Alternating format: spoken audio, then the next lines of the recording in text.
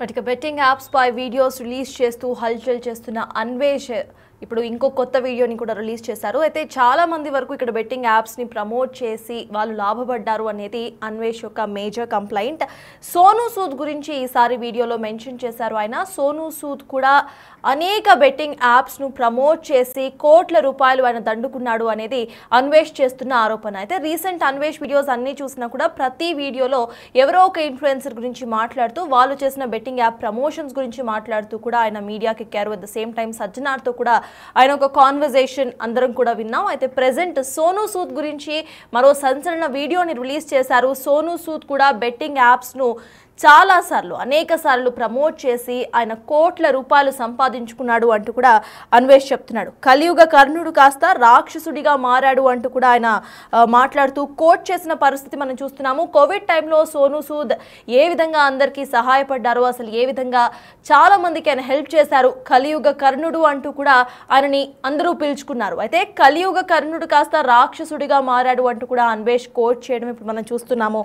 ఇక హర్ష సాయికి అన్నయ్య లాంటోడు సోనూ సూద్ అంటూ కూడా చెప్పుకొస్తున్నాడు. హర్ష సాయి బెట్టింగ్ యాప్స్ ని చాలా సార్లు ప్రమోట్ చేశాడు. హర్ష సాయి బెట్టింగ్ యాప్స్ ద్వారా చాలా లాభపడ్డాడు అని అన్వేష్ ముందు నుండి చెప్తూ వస్తున్నాడు. అయితే హర్ష సాయి కంటే ఎక్కువగా లాభపడిన వాళ్ళలో సోనూ సూద్ మేజర్గా ఉన్నాడు అంటూ కూడా అన్వేష్ కంప్లైంట్ చేస్తున్నారు. చాలా మంది బెట్టింగ్ యాప్స్ను ప్రమోట్ చేసి ఇప్పుడు ప్రమోషన్స్ ఆపేశారు. హర్ష సాయి మాత్రం ఇంకా ప్రమోట్ చేస్తూనే ఉన్నాడు అంటూ కూడా ఆయన కంప్లైంట్ చేస్తున్నారు. మొత్తానికి మళ్ళీ అన్వేష్ ఇంకొక సంచలన వీడియో అయితే రిలీజ్ చేశాడు. ఈసారి సోనూ సూద్ గురించి ఆయన కమెంట్ చేస్తున్నాడు. సోనూ సూద్ బెట్టింగ్ యాప్స్ను ప్రమోట్ చేసి అనేక బెట్టింగ్ యాప్స్ను ప్రమోట్ చేసి కోట్ల రూపాయలు దండుకున్నాడు, కోట్ల రూపాయలు లాభపడ్డాడు, కలియుగ కర్ణుడు కాస్త రాక్షసుడిగా మారాడు అంటూ కూడా సోనూ సూద్ గురించి కమెంట్ చేస్తున్నారు. దీంతో పాటే హర్ష సాయి గురించి కూడా మాట్లాడుతూ హర్ష సాయి ఇంకా బెట్టింగ్ యాప్స్ను ప్రమోట్ చేయడం మానలేదు, హర్ష సాయికి అన్నయ్య లాంటి వాడు సోనూ సూద్ అంటూ కూడా ఆయన కమెంట్ చేస్తున్నాడు. అయితే అసలు అన్వేష్ ఏం మాట్లాడాడు ఇప్పుడు చూద్దాం.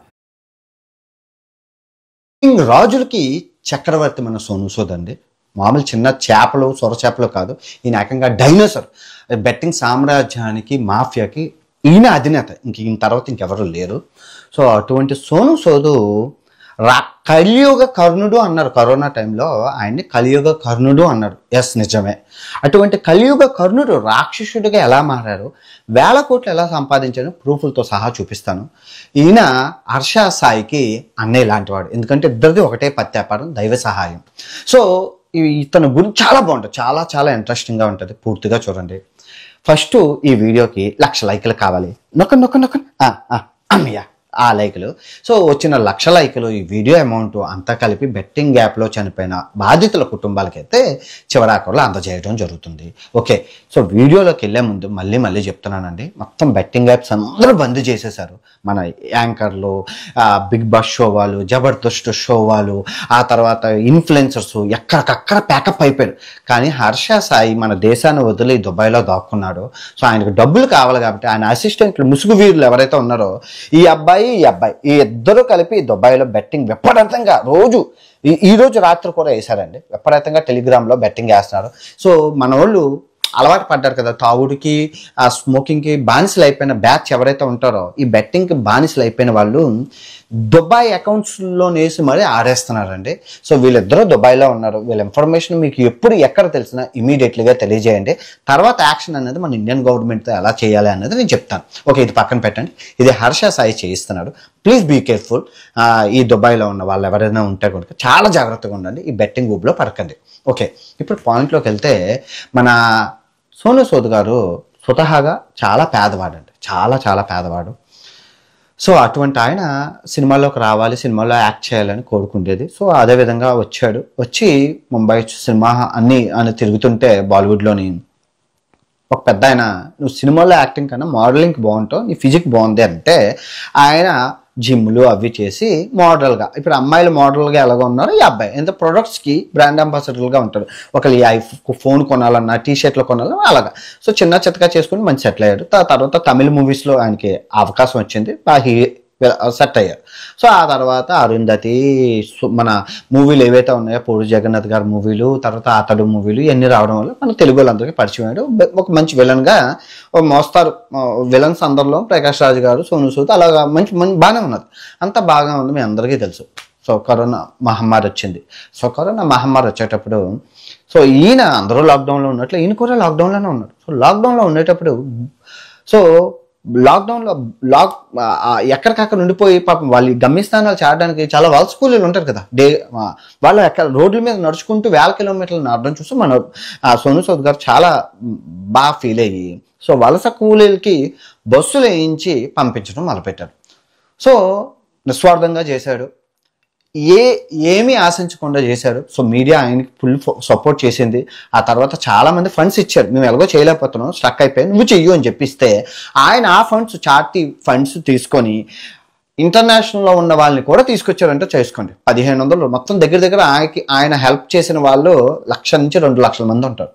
ఇది ఈ ట్రాన్స్పోర్టేషన్ విషయంలో వలస ద్వారాలు ఇంకా చాలా చేశారు. సో అంతా ఓకే అంటే ఆయన ఈ కరోనా టైంలో ఇంకా చాలామంది సెలబ్రిటీలు చేయలేదా అంటే చేశారు, అందరూ చేశారు, చాలామంది చేశారు, ప్రతి ఒక్కరు వాళ్ళు రాకపోవడానికి కారణం ఈయనకి చాలా అందరూ మీడియా సపోర్ట్ చేసింది, జనాలు సపోర్ట్ చేశారు. కలియుగ కర్ణుడు దేవుడు పుట్టాడు మళ్ళీ అన్నాడు, కర్ణుడు మళ్ళీ పుట్టాడు అన్నాడు. కట్ చేస్తే ఈ కర్ణుడు కాస్త రాక్షసుడు అయిపోయాడు. ఎందుకు అయిపోయాడు అంటే సినిమా పిచ్చి. Same to same Harsha Sai విషయంలో కూడా జరిగింది. హర్ష సాయి కూడా ఒక సినిమా తీశారు, మెగాలాడా ఏదో సినిమా, మీరు చూసుకోవచ్చు. సో ఆ సినిమా కోసం అని చెప్పి ఆయన చేసిన హర్ష సాయి చేసిన ప్రతి సహాయంలో బెట్టింగ్ ఉంటుంది. పిల్లలకి 5 స్టార్ హోటల్కి తీసుకెళ్ళారు, కానీ పిల్లలందరితో కలిపి బెట్టింగ్ యాప్ని కట్ చేస్తారు, కేక్ మీ అందరూ చూశారు. తర్వాత ఒక ఆయనకి గేదెలు కొనిచ్చారు, కానీ గేదెల్లోని పక్కన పెడితే పక్కన బెట్టింగ్ యాప్ ఉంటుంది.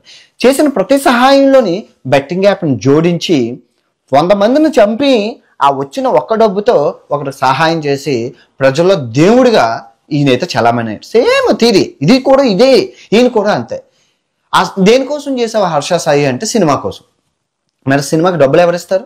ఎవరు ఇవ్వరు కదా. సో అది చేశారు. సేమ్ ఇతను కూడా సినిమా మీద పిచ్చి, సినిమా మీద కసితోని 2025లో రిలీజ్ అయింది. ఇప్పుడే నిన్న రీసెంట్గా రిలీజ్ అయింది ఫచ్ మూవీ అని చెప్పి మీరు చూసుకోవచ్చు. బడ్జెట్ 50 కోట్లు. మనోడే ప్రొడ్యూసర్, మనోడే డైరెక్టర్, మనోడే అన్ని మీరు చూసుకోవచ్చు. వాళ్ళ వైఫ్ ఉంటుంది ప్రొడ్యూసర్ కేటగిరీలోని. మొత్తం అందరూ ఈడే. ఈయనకి 50 కోట్లు ఎక్కడి నుంచి వచ్చాయి? ఈయన చూస్తే సహాయం చేసేస్తారు, దానం ఇచ్చేస్తున్నారు కదా. 50 కోట్లు ఎక్కడి నుంచి వచ్చాయి? సినిమా అట్టర్ ఫ్లాప్ మీరు చూసుకోవచ్చు. కలెక్షన్స్ అంతా కలిపి 20 కోట్లు వచ్చాయి. 30 కోట్లు నష్టం. ఎలాగా? Betting app. సో ఈ అబ్బాయి మీద కేసులు అవ్వలేదంటే అఫ్ కోర్స్ అయ్యే. ఇప్పుడు ఆయనకి లుకౌట్ నోటీసులు ఉన్నాయి, కేసులు ఉన్నాయి, చాలా జరుగుతున్నాయి, కేసులు అవుతున్నాయి, మా అరెస్ట్ వారెంట్లు జారీలు అయ్యాయి, చాలా స్కామ్లు చేశారు. ఆయన చేసిన బెట్టింగ్ యాప్లు ప్రపంచం అంతా మారుమోగుతూ ఉన్నాయి, వీడియోలు అలా రన్నింగ్ అవుతున్నాయి, మీరు కూడా చూసారు ఆయన చేసిన బెట్టింగ్ యాప్లు ఎంత విధంగా ఎందుకు చేశారు. ఇప్పుడు ఆయనకు తెలీదా? ఇంతమందికి పేదవాళ్ళకి ఇంత కూలీలకి సహాయం చేశారు కదా, ఆయనకు తెలీదా అండి? తెలుసండి.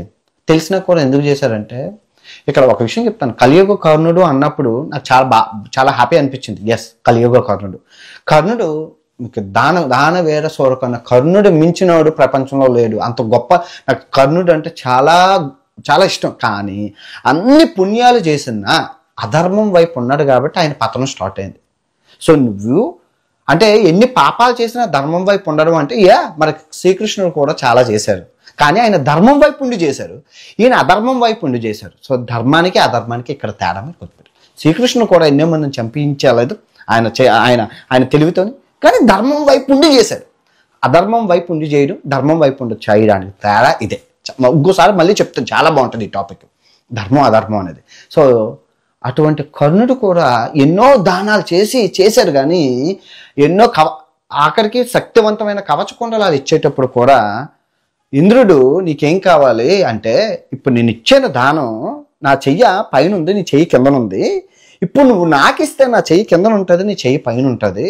ఇప్పుడు నేను ఇచ్చిన దానం నువ్వు మళ్ళీ నాకు తిరిగి ఏవైనా ఇస్తే అదే వ్యాపారం అవుతుంది. ఆ వ్యాపారం నేను చేయదలుచుకోలేదు, చచ్చిపోయినంత వరకు నేను ఇలా దాన వేర సోర కర్ణుల్లాగే ఉంటానని చెప్పి చివరికి ఈయన చేసిన దానాలన్నీ లాస్ట్ అర్జున్ వేసే బాణం తగలకపోతే దానికి కారణం ధర్మదేవత చుట్టూ ఉంటుంది. ఇన్ని దానాలు చేసినోని నేను చంపనివ్వనన్న ధర్మదేవత చుట్టూ ఉంటే శ్రీకృష్ణుడు పోయి ఆ ధర్మాన్ని నాకు ఇచ్చేసా అంటాడు. తప్పే కదా. అయినా కూడా ధర్మాన్ని కూడా ఇచ్చేస్తారు. చిచ్చే ఆయన చావుని ఆయన నెత్తి మీద తెచ్చుకుంటాడు, కాకపోతే అధర్మం వైపు. సో అటువంటి కర్ణుడు మన దేశంలోనే పుట్టాడు. భారత హిందూ ధర్మం ఏ రోజు ఇవ్వడమే కానీ తీసుకోవడం తెలియదు, వ్యాపారం చేయలేదు దానాన్ని వ్యాపారం. కానీ ఈ దుర్మార్గులు ఎవరైతే ఉన్నారో ఈ హర్ష సాయి, సోను సూద్ ఇద్దరు అన్నదమ్ములు, ఇద్దరు మాట్లాడుకుంటారు, ఇద్దరిది ఒకటే పత్తి వ్యాపారం, ఇద్దరు ఫేమస్. మళ్ళీ ఈయనకించి 30 లక్షల మంది 3 కోట్ల మంది ఫాలోవర్లు, ఈయనకించి 3 కోట్ల మంది. ఇద్దరు పెద్ద తలకాయలే. ఎందుకంటే ఈ హర్ష సాయి కూడా హిందీలో చేస్తున్నారు వీడియోలు. సో ఇద్దరు బ్యాలెన్స్ అయ్యింది. మీరు చెప్పండి వీళ్ళు ఎందుకు ఇలా చేస్తున్నారు అంటే ఇంకో చెప్పుకుంటూ పోతే డొక్కా సీతమ్మ మీ అందరికీ తెలుసు. నిజంగా చేతికి వెన్నుముక లేకుండా సహాయం ఇక్కడ నేను చేశాను సహాయం, మీరు చేశారు, ప్రతి ఒక్కరు సహాయం చేస్తారండి. కొందరు షో ఆఫ్ కోసం కెమెరా ఓపెన్ చేసి వీడియోలు తీసి పెడతారు, కొందరు తెలుసుకోరు. ఈ చేతితో చేసిన దానం ఈ చేతితో తెలియకూడదు అంటారు. నేను కూడా మీరు నమ్ముతారు, నాకు ఎంత చేతనైతే నా దగ్గర ఎంత ఉంటే అంత నేను దానం చేశాను. కొన్ని బయటకు వస్తాయి, కొన్ని బయటకు రావు, కొన్ని సందర్భానుసారం చెప్పాల్సి వస్తుంది, చెప్పుకొని పోతాయి. కానీ ఏ రోజు దాన్ని వ్యాపారం చేయలేదు. కానీ వీళ్ళు చేసిన ప్రతిదీ వ్యాపారం రూపంలోనే ఉంటుంది. ఎవరు సహాయం చేయమంటున్నారు, ఎవరు బెట్టింగ్ యాప్. నువ్వు బెట్టింగ్ యాప్లు చేయకుండా ఇంకా చాలా ప్రొడక్ట్స్ లేవు. టీషర్ట్లు అమ్ముకోవచ్చు, కప్పులు అమ్ముకోవచ్చు, ఇదైతే పత్తి గింజలు అమ్ముకోవచ్చు, ఎన్నైనా అమ్ముకోవచ్చు, ఏదైనా చేసి చేయొచ్చు. ఇప్పుడు ఈ హర్ష సాయి అనే అబ్బాయి విశాఖపట్నంలోని ఎన్ని షాపింగ్ మాల్లు లేవు, అన్ని షాపింగ్ మాల్లు చేసుకుని వచ్చే డబ్బు కన్నా ఒక్క బెట్టింగ్ యాప్ 20 సెకండ్లో 10 కోట్లు వస్తుందని అబ్బాయే చెప్పాడు కదా. 20 సెకండ్లో 10 కోట్లు, 20 సెకండ్లో 10 కోట్లు ఎందుకు ఇస్తున్నారని మీరు ఎప్పుడైనా ఆలోచించారా? ఏంటి అంత గొప్ప 20 సెకండ్లో 10 కోట్లు వచ్చే వ్యాపారం ఏంటి? ఇప్పుడు ఈ ఈడీ ఇదటి ఎండోర్స్మెంట్ డిపార్ట్మెంట్ ఎందుకు దిగింది రంగంలోకి? ఇంత హవాల చేప కింద నీరులాగా ఇంత జరుగుతుందని. ఇప్పుడు సోను సూద్ మీద కేసులు లేవంటే చాలా ఉన్నాయి, రన్నింగ్లో ఉన్నాయి. ఆయన కూడా అటెండ్ అవుతున్నారు, ఆయన కూడా ఎక్స్ప్లెనేషన్ ఇచ్చుకుంటున్నారు. ఆయన కూడా తప్పే అండి, కర్మ ఎవరిని వదలదు. నిన్న మొన్న వాళ్ళ ఆవిడకి యాక్సిడెంట్ కూడా అయింది, సోను సూద్ గారు ఆవిడకి. నేనేం చెప్తానంటే నువ్వు సహాయం చేయకపోవు ఎవరేమండి, భగవంతుడు కూడా అన్నాడు, నువ్వు సహాయం చేయకపోయినా పర్వాలేదు కానీ హాని చేయకు. దేవుడు మన కర్మ సిద్ధాంతం ఏం చెప్తుందంటే భారతదేశంలో సహాయం చేయకపోయినా పర్వాలేదు కానీ హాని చేయకు. కానీ వీళ్ళు సహాయం చేస్తూ హాని చేస్తున్నారు. ఏమంటే సహాయం చేయడానికి ఈ హాని చెయ్యాలంటున్నారు, అంటే బెట్టింగ్ యాప్స్ ప్రమోట్ చేయాలంటున్నారు. ఎక్కడ ఆగుతున్నదండి? ఎవరు ఆగట్లేదు. ఇప్పుడు వీళ్ళు ఇక్కడ ఇండియా నుంచి అవ్వట్లేదైనా దుబాయ్ వెళ్ళి దుబాయ్లో చేయిస్తున్నారంటే అర్థం చేసుకోండి. మీరు దుబాయ్ వెళ్ళి దుబాయ్లో చేయిస్తున్నారు బెట్టింగ్ యాప్స్ని. ఎలా అరికట్టగలరు చెప్పండి? ఇప్పుడు పాకిస్తాన్, ఈ చైనా మన భారతదేశాన్ని ఎక్కడ టార్గెట్ చేయాలి, ఏ సందు దొరికినా టార్గెట్ చేయడానికి వాళ్ళు 1000 కళ్ళతో వేచేస్తున్నారు. ఎందుకంటే ఈ యుద్ధం ఎలా అంటే బాంబులే వేయక్కర్లేదండి. మన భారతదేశానికి వెన్నుముక యువత. ఆ యువతను మనం డిస్ట్రాయ్ చేసేస్తే పోతుంది. మీరు చెప్పండి, ఈ ఐపీఎల్ సీజన్లో విపరీతంగా బెట్టింగ్ జరగాలి. లాస్ట్ ఇయర్ జరిగింది, ఈ ఇయర్ ఎందుకు జరగట్లేదు? మీరు చెప్పండి, ఎందుకు జరగట్లేదు? ఇంటికో పువ్వు ఈశ్వరుడికో దండ అన్నట్లు ఎంతో మంది ఎన్ని వీడియోలు పోలీసుల రంగంలోకి, సీఎంల రంగంలోకి దిగడం బట్టే నియంత్రించగలిసాం. అది అవేర్నెస్లో భాగంగా నేను కూడా ఎన్ని దెబ్బలు తిన్నా, ఎన్ని మంది తిట్టినా ఐ డోంట్ కేర్. అది పక్కన ఈ చెవితో విని ఈ చెవితో వదిలేయడం తప్ప నా గురి బెట్టింగ్ యాప్ల మీద అవగాహన ఇవ్వడం. అది ప్రజల్లోకి వెళ్ళినంత వరకు వాళ్ళు ఇంకా ఇంకా దానికి ఒక పర్ఫెక్ట్ సొల్యూషన్ వస్తుంది. ఇంతవరకు వచ్చింది. ఇంకా మెట్రో మీద బెట్టింగ్ యాప్లు ఉన్నాయి అన్నారు. వెళ్ళి చూడండి మెట్రో బెట్టింగ్ యాప్, ఆ ఎండి కూడా జైల్లోకి వెళ్ళిపోయారు. అయిపోయిందిగా, కేల్కతం దుకాణం బంద్. ఇంకా ఐ విష్ మీరు నాకు సపోర్ట్ చేస్తారని కోరుకుంటున్నాను. మళ్ళీ చెప్తున్నాను, దీన్ని పూర్తిగా నాశనం చేసి యువతను సన్మార్గంలో నడిపించాల్సిన బాధ్యత మన అందరిది. ఓకే, ఈ వీడియో ఎంతతో సమాప్తం. తిరిగి మరో పెద్ద, ఇంకా ఈ సోను సూద్ కన్నా ఇంకా పెద్ద పత్రికింజ రాబోతున్నాడు.